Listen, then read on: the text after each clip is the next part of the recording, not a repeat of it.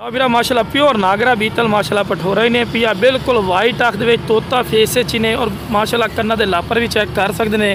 भी चंगे लंबे कन और बिल्कुल बरीक पशम रेशम वाली कर ਵੀਰਾ पशम इसू और चौड़ी छाती दे विच ने ਵੀਰਾ चेक कर सकते हैं माशाल्लाह डबल हड्डी माशाल्लाह पठोरा ही ने ते हुसन और खूबसूरती और तुहाडी अखां दे सामने माशाल्लाह हर पॉइंट जबरदस्त ने 7 तो 8 महीने का माशाल्लाह पठोरा ही ने ਵੀਰਾ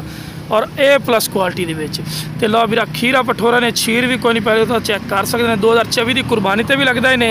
अगर बकरियां वास्ते सारे रखो फिर भी माशाल्लाह ज़बरदस्त चीज़ ने और ਵੀਰਾ आंडी पठोरा ने चेक कर सकते हैं फोटो में नलों के ने जी बकरी क्रॉस कर सी चंगे दुध वाली बकरी बनसी तो लो ਵੀਰਾ माशाल्लाह वेल भी चेक करो चंगी लंबी वेल है और खूबसूरत माशाल्लाह फेस ब्यूटी के पैर बनने को तुहानूं वीडियो बना के चेक करवानी होंदी है